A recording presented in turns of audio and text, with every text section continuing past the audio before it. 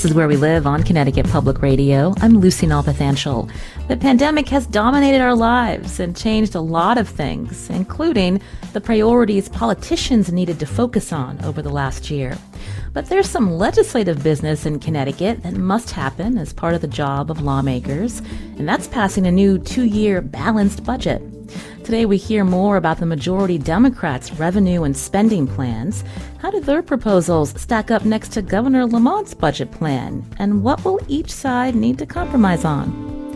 Later this hour, we'll hear from Connecticut Mirror budget reporter Keith Phaneuf. But joining us first on Zoom, Democratic State Representative Sean Scanlon.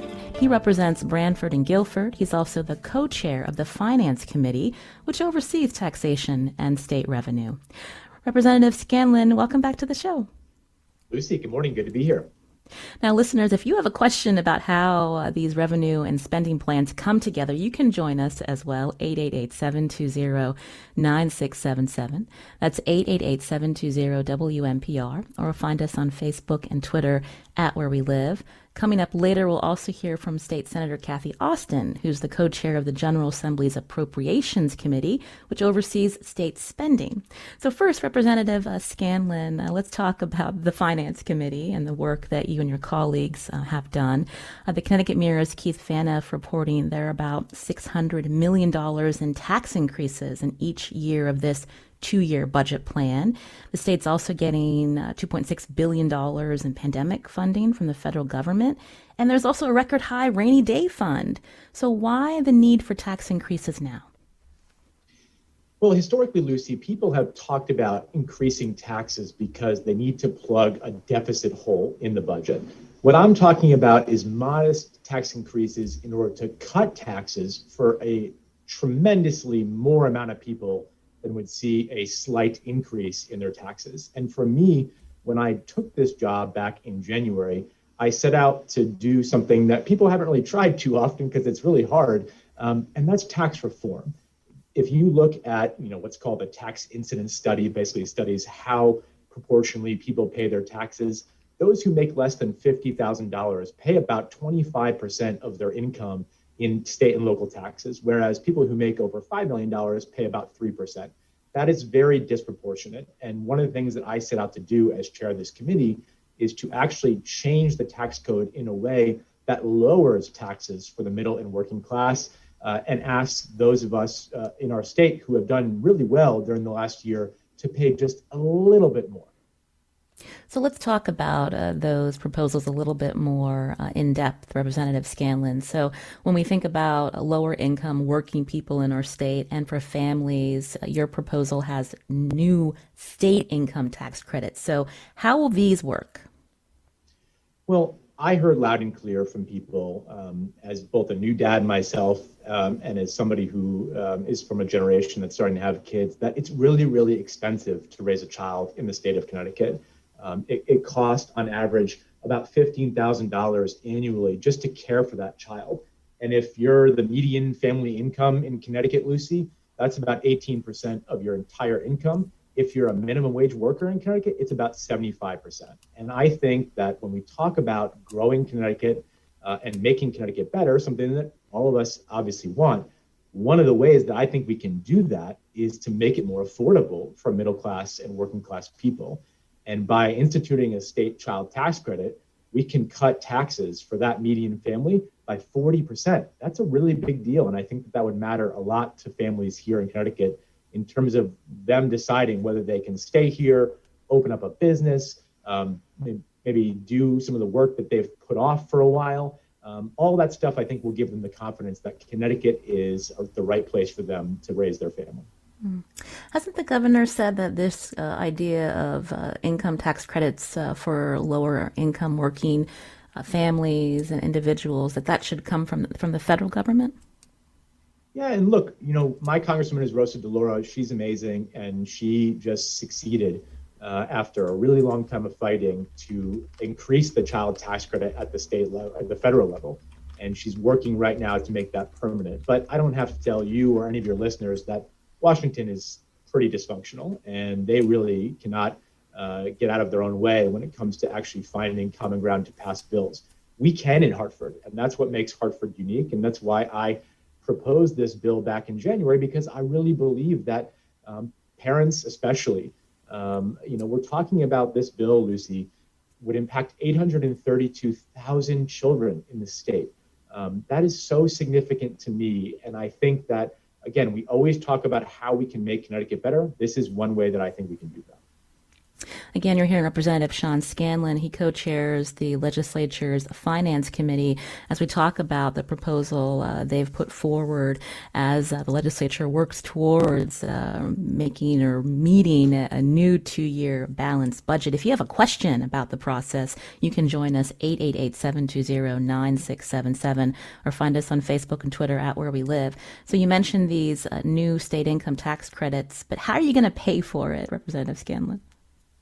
Well, Lucy, if we did a 2% capital gains tax, meaning that anybody who makes a lot of their money in terms of income on Wall Street would pay an additional 2%, meaning that instead of paying 6.99 right now, they would pay 8.99. That raises about $262 million a year. And if we took that $262 million a year, we can pay for both the first year of My Child tax credit, which again impacts 832,000 children. And we can expand the earned income tax credit, which is a really important tool to keep people working, the working poor, from 23% where it is now to 40%, which would be the second highest in the entire nation for that tax credit. That cost about $76 million. So do the math, Lucy. The capital gains tax only impacts about 30,000 taxpayers in the state who are all making over $500,000 a year. And by asking those 30,000 to pay just a few percentages more, we can help 832,000 children and 195,000 working adults. And so I go back to what I said when I started this job in January. I want to change the tax code to help more people. And by any stretch of the imagination, helping over 1 million people by asking just 30,000 to pay a little bit more seems like a good deal for the state of Connecticut on a net basis. Your committee is also proposing a new consumption tax. Explain that.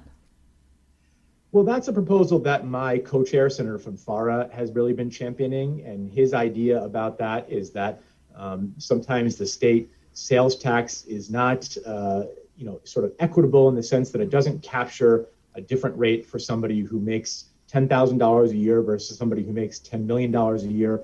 I'll leave it to him to explain his proposal. But for me, my focus, Lucy, is really on tax reform, changing the way we tax people in Connecticut so the middle class and the working class do not continue to pay the disproportionate burden of taxes, because I think it's what's really hurting Connecticut more than anything else in the state. So this is Senator Phaneuf's proposal. The new consumption tax is kind of like an extra charge on the income tax for people with high incomes. Is this something that you don't support, Representative Scanlon? I support the fact that we have to talk about what Senator Phaneuf is talking about, which is, the primary reason he's putting forward that tax proposal is because he wants to try to address inequity by investing in communities that have been underinvested in. And that is something I support. How we fund that proposal, I think, is a conversation we need to do a little bit more work on. But I did support that at a committee to keep that going. And the senator has worked hard on that. It's been something he's very passionate about for years, representing Hartford. And I do think it's an important topic that we need to talk about, but there may be other ways to do it. Mm-hmm. The proposal, again, to increase the capital gains surcharge, you mentioned, would impact about 30,000 people in our state. The governor's response whenever he hears anyone in the legislature talk about tax hikes on wealthy people, the argument that they will then move to states with lower taxes. Inevitably, that'll impact our state in terms of the tax revenue that we can collect. And so how do you expect to reach a compromise on this issue? Because the governor has been very clear he doesn't support it. Well, I think what we put out of committee by and large is the framework for a potential compromise with the governor. And look, I get along well with the governor, and we certainly talk about stuff all the time. And I think the divide that's being sort of talked about between the progressives and moderates is a little bit more exaggerated than it actually is. We agree on 90% of the things that are in this budget package. The question is, how do we get that extra 10%?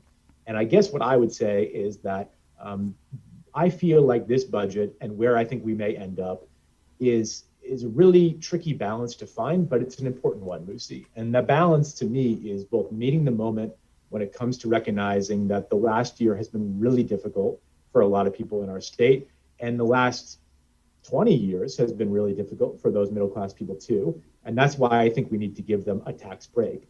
But I also do understand that the governor is saying he doesn't want to squelch any of the progress that we've been making. And we have been making tremendous progress, right? We have the best bond rating upgrade in 20 years. We have record rainy day funds. We have people moving into Connecticut. All that is great, but we need to make sure we're caring for the people who are already here.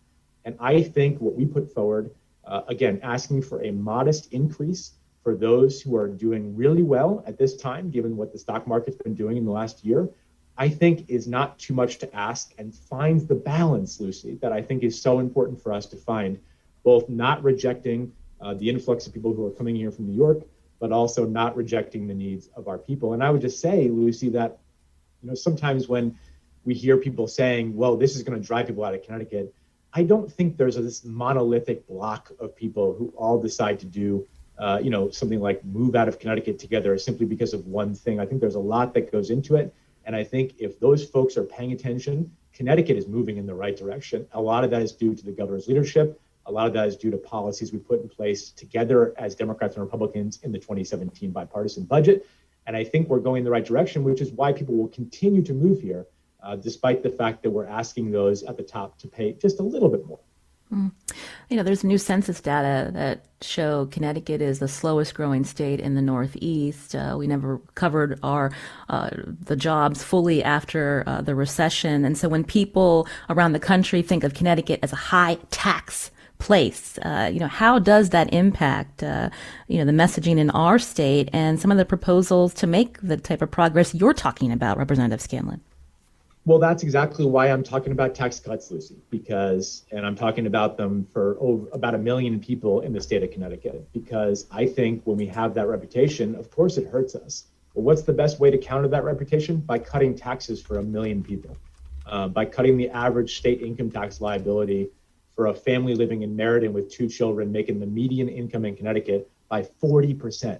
That's a big deal. And I think that is what the kind of thing that people feel like we just haven't done enough of in Connecticut. That proposal that I put forward, the child tax credit, along with the earned income tax credit, is the largest income tax cut in the history of the state of Connecticut. I think that's a really big signal that we're sending, not just to the people who live here, but to people who live all across the country, that Connecticut is changing their policies. And yeah, over 10 years, we did not have good growth. But I think if you look at the last year, especially with the revenue coming in, we've turned a corner, and we now need to keep our foot on the gas. And one way that I think we could do that is to make Connecticut a more affordable place for the middle and working class families like the one that I grew up in. Representative Scanlon is just on for a couple more minutes. If you have a question, 888-720-9677. Scott tweeted at us, the budget being proposed has a very similar look to the 2015 budget, which promised tax breaks to the lower and middle class while also providing more funding to municipalities. Scott writes, 2015 budget walked back everything. What is to prevent people calling this new budget plan a shell game? How do you respond to that? Well, I voted against the 2015 budget, so I don't really know that I can, answer too much about that. But listen, what I would say is, people in Connecticut have every right to believe or be skeptical about politicians, because for years, Democrats and Republicans have definitely broken many promises that we've made to people. And that's what I think Scott is alluding to. I think we have to judge people by what they put forward now and what they continue to keep putting forward. So if we put forward this package and we cut these taxes by 40% and we decide to scale that back down the road, shame on us, and you should call us out. And you should call me out, Lucy, if I personally am anywhere part of that. But I think this proposal is so significant, it's so big, that it would really be hard for us to go back on our promise. The big piece of the 2015 budget was MRSA. To this day, 6 years later, Lucy, that's never even been implemented. I have this plan being implemented next year because people need this relief right now. And I think there will be a big difference between the 2021 budget and the 2015 budget, simply in the fact that this relief starts now, and it's not something that's going to have a promise down the road. Again, you can join us 888-720-9677 or find us on Facebook and Twitter at Where We Live. I wanted to just fit in a call. Josh is calling in from Glastonbury. Josh, can you be quick with your question? Josh, are you there? Oh, looks like you can't hear me. So we're going to have to say goodbye to State Representative Sean Scanlon. Again, he's co-chair of the legislature's Finance Committee. Representative Scanlon, thank you for joining us today. We appreciate it. Thanks for having me on, Lucy. Again, coming up, we're going to talk more about the legislature's new 2-year budget plan and how they'll reach compromise with Governor Lamont. One of the co-chairs of the Appropriations Committee, Senator Kathy Osten, will join us after the break. You can join us too, 888-720-9677, or find us on Facebook and Twitter at Where We Live.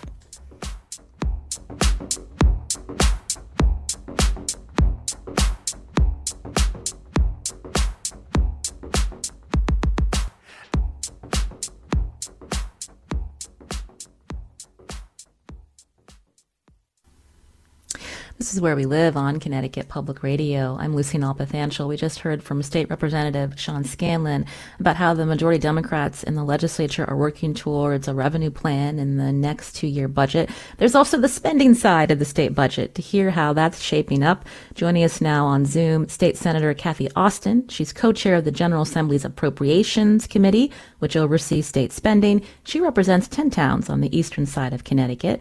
Senator Osten, welcome back to the show. Good morning, Lucy. How are you today? I'm doing okay. And our listeners, again, can join us with a question, 888-720-9677, or find us on Facebook and Twitter at Where We Live. Before we get into the state budget, I just wanted to bring up this bill that was voted by the state Senate that would phase out a religious exemption to school vaccine requirements. On the floor of the Senate, you told a story about your experience with the swine flu while you were serving in the military in the 1970s, and this led to, again, your vote against this bill that would phase out the religious exemption. Can you talk more about that vote? Sure. You just actually said everything I said. So not much more to say to that other than I think that it's a personal choice. And when you're in the military, you actually are subject to what the military tells you what to do. At least that's the way it was back in the 70s. And I was pregnant and when the swine flu shot came out, and I chose not to have that, and told my superiors that I would not take that based on the fact that I was pregnant, and I felt that people should still have that choice today. And that's essentially it. Although I still consider joining the military as the single best decision I ever made, 3 days after I turned 18. You mentioned that this experience, because you were able to choose, you want to give parents the ability to choose. But, in this last year, we've seen how politicians have really had to think about the role of public health. And when we see that there's so much misinformation out there about vaccines, does that concern you at all? That, some of the people who may have come out to say we need this religious exemption because we don't believe in the science behind the vaccine, is a reason for them not to get their child immunized? Actually, I talked to many people in my district, and they believe in the science. They also believe in choice. And unfortunately, the religious exemption has been used by people throughout time, not for religious reasons, but for personal reasons. And we don't have a mechanism in that. In addition to that, quite frankly, the medical exemption is almost impossible to get, even if your child has had an allergic reaction to vaccines. So I just think that there needs to be a better mechanism, and I think there needed to be far more work done on this piece of legislation. Before we move on, it sounds like the children who have that religious exemption, it's been grandfathered in as long as they've already been enrolled in school. And I understand that medical exemptions, that has been relaxed a little bit, how to get that medical exemption. So how do you feel about those two parts of this legislation that's now going to head to Governor Lamont's desk? Right. I'm sure the governor's going to sign it. He's already committed to signing the bill. I think there needed to be far more work done to get buy-in from people. I don't think that that component of it was done. Again, that's Senator Kathy Osten, who voted against phasing out the religious exemption. That bill now going to Governor Lamont's desk. I wanted to move on because we had invited you originally because you are co-chair of the Appropriations Committee, and we wanted to talk about the work that you and your colleagues are doing. And so I wanted to start when we think about just in the last year how COVID has really taken a toll, not only taking away people that we love and impacting our communities, but just the enormous cost for municipalities to respond to this public health emergency. And so when you look at your spending plan, and how does it respond to COVID-19? It responded to COVID-19 in a variety of ways. This budget was a long-term plan. My co-chair and I, Representative Walker, had started working on the budget over the summer to gather data, and we used that data to foster a plan that would help municipalities out, help the people of Connecticut out, help jobs out, so that we can strengthen where we're moving forward on. So, for example, one of the things that we did was commit to the 2017 plan on rolling out ECS. The governor had held education hold harmless. That would have created a hole in 2 years, and it would have falsely given some municipalities more dollars than they were actually due to based on the formula, but it would have penalized those poorer communities that had seen greater impact of COVID. So we went to the plan that we had in 2017 and continued the rollout there. We also completely funded debt-free college because we recognize that people are going to be moving from one career to another career, and they were going to need additional skills. And we fund that in both years with a plan to not create a hole in the outlying years by using the dollars that will be raised by iLottery. We also, I listened to my colleague from the House and point out that we do use the MRSA plan to fund the pilot program, finally meeting that commitment that was started in 2015, and fully fund the pilot program that passed in the General Assembly on a bipartisan basis just about 2 or 3 weeks ago. And that will bring additional dollars into every municipality, making sure that nobody's making less than what they were making.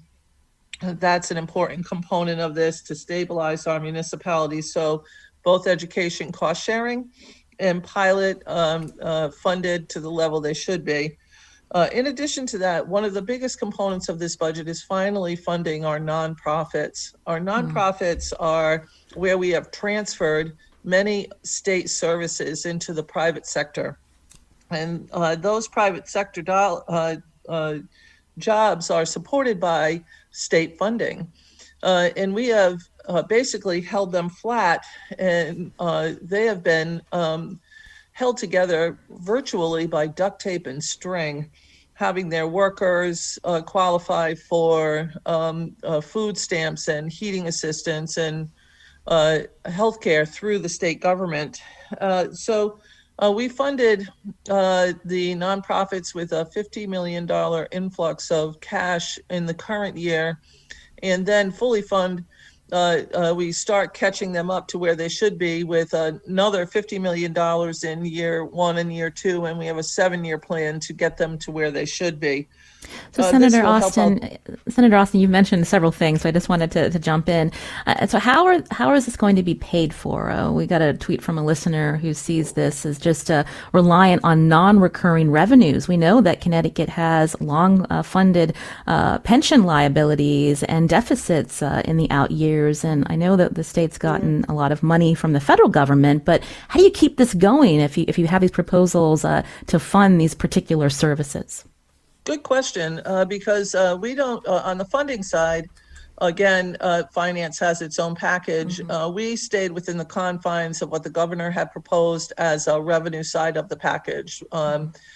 We did the governor had put the marijuana expenses in the budget. We haven't even realized a bill that supports marijuana, but we believe that whatever revenue we get in should support all of the expenditures and not put that on the backs and belay handling some of the other things that we had. Relative to pilot, we fund that with 0.5% of the sales tax as originally designed for the MRSA back in 2015, and segregate those dollars directly for that so that we don't have to deal with this issue again, keeping it off to the side so it's not a general fund expenditure or a general fund revenue source. The education, we put $101 million extra into education. We think that our children need that additional education support, in particular in the areas that were being shorted year after year because they had not been funded correctly, which is usually our poor rural communities and our poor urban communities. So we took care of that also. Actually, whatever the finance committee does with eventually with their spending package, their revenue package, if we stick to what we just have, this budget will be supported by the dollars that we currently have coming in. We also will be able to continue to pay down our pension liabilities, which was pushed off by the governor's budget. And we continue paying that as it should be paid, so we're not pushing it off. We think that should be what we should be doing. We should be paying that down. But the nonprofits is one of the biggest component of this budget where we fund the nonprofits in a 7-year rollout to bring them up to the dollars that they have. And these were state services. For example, right now there are over 700 group homes run by the Department of Developmental Services. And those 700 group homes are privately run, private nonprofits. Only 29 group homes are publicly run now, handling some of the more difficult clients with additional staff. But the 700 group homes also need to be funded so that they can have workers that come in. Now, the group homes suffered from COVID. They require 24/7 staffing, and we need to make sure that they have the dollars that they need. And we really need to make sure that they're not working with that duct tape and string thought process, just holding things together and making it on a month-by-month basis. We need a long-term plan to make sure that we're funding these programs, which are jobs. A lot of jobs in the state of Connecticut are private nonprofit, and we need to make sure that we're funding them. And Senator Osten, Josh, who had called in earlier, he was able to share on social media what his question was, but he wants to know how healthcare reform fits into the revenue and spending picture that the majority Democrats have come up with. What can you tell him? In regards to the budget and healthcare, we funded our local health districts at a level that they had not been funded ever before, increasing them. We counted on them during COVID. This is completely different than the governor's budget, which did not fund them at a greater level.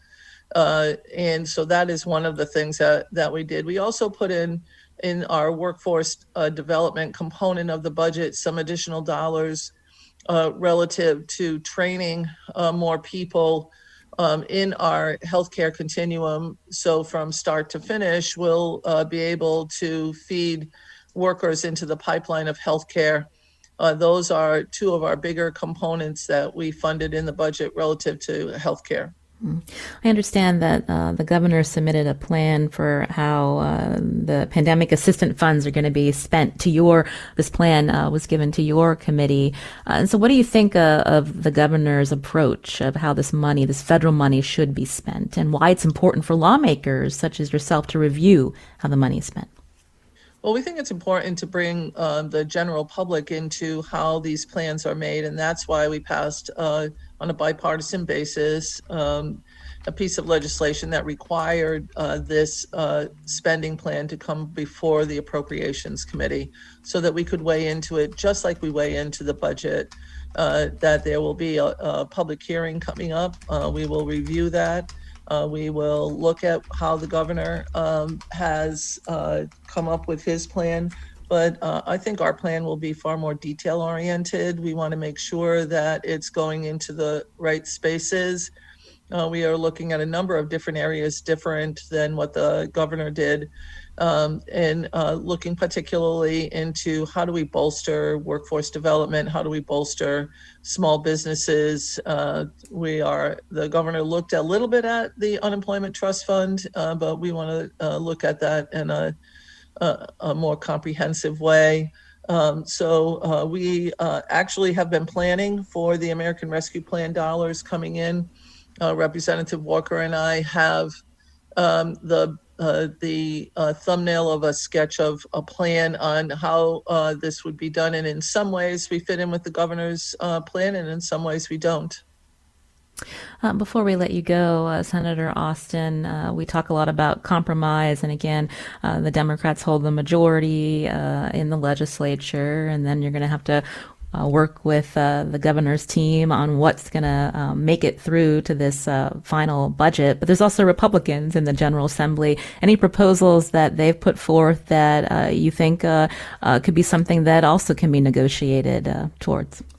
So I'm waiting for their budget to come out from the last 3 years. So we have not had a Republican budget. That being said, in the Appropriations Committee, the Republicans were involved in every component of the budget development. We have a subcommittee process. They're in the subcommittee meetings. A lot of what they had to say is enveloped into this budget.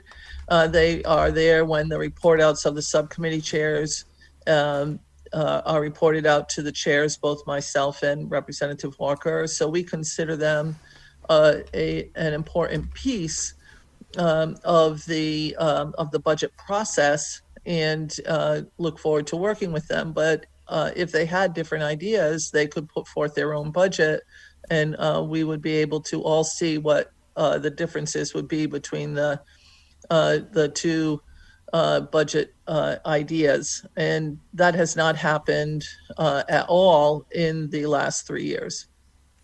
State Senator Kathy Osten again co-chairs the General Assembly's Appropriations Committee. Senator Osten, thank you for joining us. We appreciate it. Thanks for having me. Have a nice day.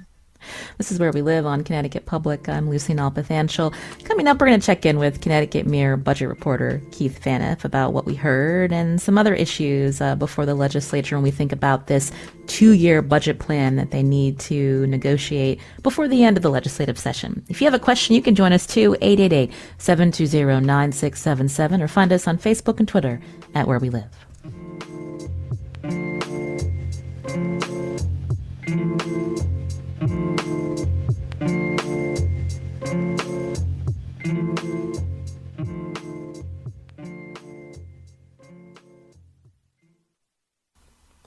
This is Where We Live on Connecticut Public Radio. I'm Lucy Nalpathanchel. Again, we just heard from two legislative leaders who helped craft the General Assembly's revenue and spending plans. For more perspective on this, Connecticut Mirror budget reporter Keith Phaneuf joins us now on Zoom. Hi, Keith.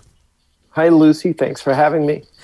Thank you for, again, joining us. We know you know your stuff about the budget. And so when we talk about the General Assembly's committee plan looking to shift some of the tax burden from low-income people in our state to wealthy people, what do you think of some of the proposals coming out of the Finance Committee? That is definitely one of the big things that came out of all of this.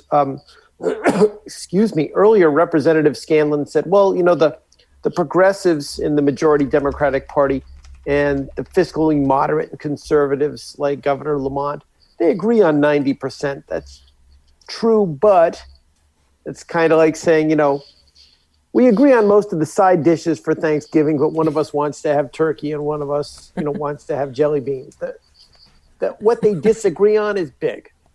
As you pointed out, Governor Lamont, unlike candidate Ned Lamont,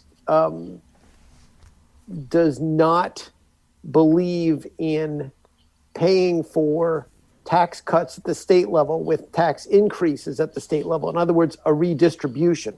Mm-hmm. He thinks all of that should be done at the federal level, even though he did campaign on an income tax cut for the poor and middle class that mathematically probably couldn't be provided without raising taxes on the rich. When he got into office and he saw that he couldn't do it without raising taxes on the rich, he simply didn't deliver on the promise. The question now is, his party doesn't feel good about that.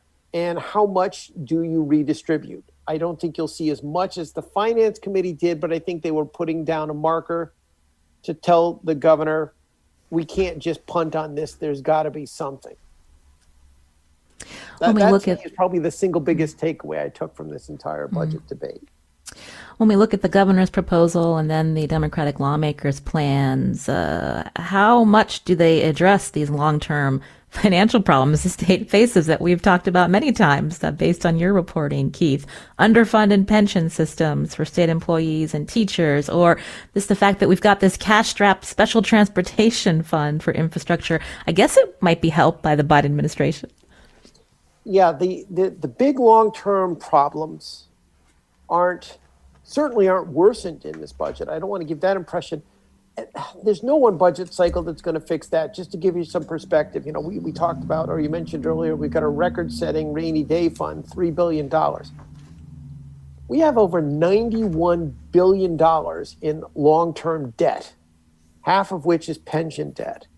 $3 billion against 91 is, a drop in a drop in a drop of a bucket. So we will have pension problems into the 2040s and 2050s. That's not going away anytime soon, and no one budget's going to change that.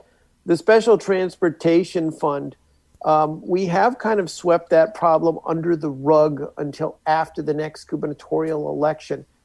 There is a proposal for Connecticut to participate in the Transportation Climate Initiative that would raise gasoline taxes a certain extent. And we're basically counting on that money from the Biden administration. And if we need to, we could tap the rainy day fund to keep the STF afloat until after the next gubernatorial race. But that still means, as we get into the second half of the 2020s, long-term stability for the transportation fund is in question. Getting back to the split between the Democrats in the General Assembly and the governor with these tax proposals, I had asked about this consumption tax proposal to Representative Scanlon, and he punted and said that's Senator Fanfaro's proposal. Can you talk about that? Because I can't imagine that's something that Governor Lamont's going to back either. Sure. No, that again, you're hitting on all the most important stuff. The split, in fairness, it's not just Governor Lamont. The Democratic Party has gained so many seats in Fairfield County. There is a particularly affluent, I think a lot of reporters forget, if you look at where, I promise I'll make this point quickly, but if you look at where most of the wealth is distributed in the nation, Lucy, not just in Connecticut, but in the nation, it's now in blue states. Very few people think of the Democratic Party as the party of the rich, because that's not all they're the party of, or they've traditionally not been the party of the rich. But if you're basing it on where the nation's wealth is located, it's in blue states. And that's forcing a shift in the Democratic Party. And we can really see that in Connecticut. Because the Democratic Party has picked up so many seats in Fairfield County, there are a lot of Democrats who do not want to talk about things that urban Democrats are desperate to talk about, are passionate to talk about, like wealth redistribution. I would say Representative Scanlon, who comes from Guilford, is trying to find sort of middle ground. And without judging either side, Senator John Fanfara, the other finance committee co-chair, is from Hartford, I think his strategy is, let's go big, put down a big opening bid on redistribution and see what we can get. And so it was John Fanfara who proposed a consumption tax, which, as you mentioned, it's kind of like, think of it as a surcharge on the income tax. Originally, and you would only pay it, by the way, if you make so much money. And it's based on the idea that if you make more money, you're probably buying more things and you should be paying a higher sales tax rate. But we can't work that out every time you go to the store. So we're going to get you when you pay your income taxes and ask for more there. But it's based on the assumption that you consume more. Originally, Senator Fonfara wanted to aim that at any individual who was making more than $140,000 a year. That didn't fly with enough Democrats on the Finance Committee. So they set the threshold much higher. If you make more than $500,000 a year, you could face anywhere from a surcharge of 0.7% to 1.5%. And I'll give you an example. If a person makes $500,000 a year, they would have a surcharge on their income tax obligation of 0.7%. They'd pay an extra $3,500. But you've got to, again, make $500,000 a year to get that. That is going to provide the revenue that we need, or that the state would need to balance its budget if it wants to give an income tax cut to the poor by bolstering the EITC, if it wants to give an income tax cut to the middle class by creating a child tax credit. That's how they're paying for these things, because after the pandemic and the federal money goes away, we'll have our own challenges with the pension funds, if that makes sense. You're hearing Keith Phaneuf again. He's the budget reporter for the Connecticut Mirror as we talk about the revenue and spending plans that the legislature is working towards. Again, they've got to reach a compromise with Governor Lamont, who's got his own two-year budget proposal. Go ahead. You just made me think of one thing when you said compromise. I just want to clarify. I really think Representative Scanlon and Senator Fonfara ultimately have the same goal, which is to get Governor Lamont to give more than he has in his first 2 years on providing tax relief for the poor and the middle class, and investing more, ultimately providing the resources to invest more of the state budget in things like town aid and healthcare. They have they have different strategies. I think Representative Scanlon is, who came out with the child tax credit, who's supporting the EITC, is saying, let's sort of come in with a, incremental step. Let's see what we can do, but be firm. And I think Senator Fonfara's strategy is, let's make a big ask. And he hasn't said this, I'm suspecting he might be willing to settle for less than the big ask. I think they're two strategies with very similar goals, which is to make incremental progress. If you have a question for Keith, 888-720-9677, or find us on Facebook and Twitter at Where We Live. Since we were talking about Senator Fonfara, is he also behind this proposal out of the Finance Committee to avoid the spending cap? Can you talk a little bit about this fund, this investment fund that's being proposed? Okay. Well, I got to be clear about what we're saying, to avoid the spending cap. Yes, John Fonfara has said flat out we should intercept certain revenues. I think of the spending cap as, people imagine it as this line in the sand. Well, if it was a line on the sand on the beach that nobody must ever cross or we shall die, every single day you would see little children running back and forth over it, kicking a ball or carrying a kite. In other words, if you imagine how many times the state of Connecticut has carved out exemptions, we have hundreds, Lucy, of off-budget accounts, money that is outside of the spending cap. In the first decade of the 2000s and the end of the 1990s, we legally exceeded the spending cap through another mechanism almost every single year. So the spending cap was designed not to be this absolute limit. It is very much presented that way by state officials who choose to do it for political reasons, and if I'm going to be completely honest, to a certain extent by a news media that doesn't fully understand it. It is not this absolute line in the sand, but getting back to your question, what is Senator Fonfara saying? There have to be certain monies. We already carve out certain monies and say these are priorities, and the spending cap's not going to get in the way of them. And he's saying money for the poor cities, money for core programs should also not be affected by this spending cap. And so we should carve out some of these revenues for equity in urban areas. And so what has been the response from Governor Lamont, even House Speaker Matt Ritter, to this idea, Keith? I have not heard a response from the speaker. The administration, of course, is very supportive of a stricter interpretation of the spending cap. But I would go back to my earlier long-winded statement. I think this is an example of Senator Fonfara bidding high or coming out with an original negotiating position of high and then being able to settle for low. Don't forget, in the first 2 years, I mean, again, candidate Ned Lamont campaigned on a very substantial income tax cut for the poor and the middle class. He was faced, in fairness, with a Republican who was saying you could get rid of the income tax, and Bob Stefanowski. And I think he used his own pledge as a shield against that. He got into office. And even though his fiscal situation marginally got better, the point I'm making is it didn't get worse. He can't say, well, I got into office and then things got worse, so I couldn't keep my promise.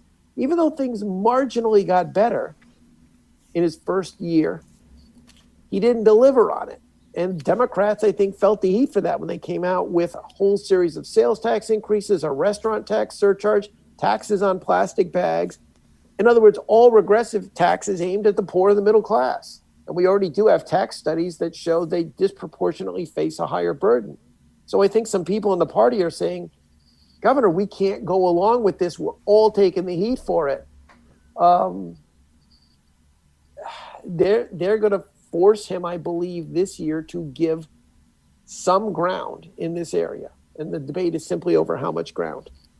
We just have a couple of minutes left. When I mentioned compromise earlier, what about some of the Democratic lawmakers on the left who see this urgent need to address racial inequalities in low-income communities and wanting to see more state investment in these communities?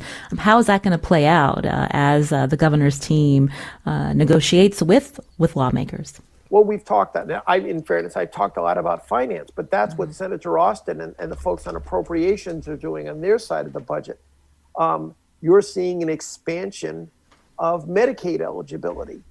You're seeing additional resources for cities and towns. It doesn't fully keep the sales tax, the MRSA, municipal revenue sharing account promise, but it does keep that fund going. And there's between non-education and education aid, there's something over the biennium that's probably more than $350 million in additional money going to cities and towns.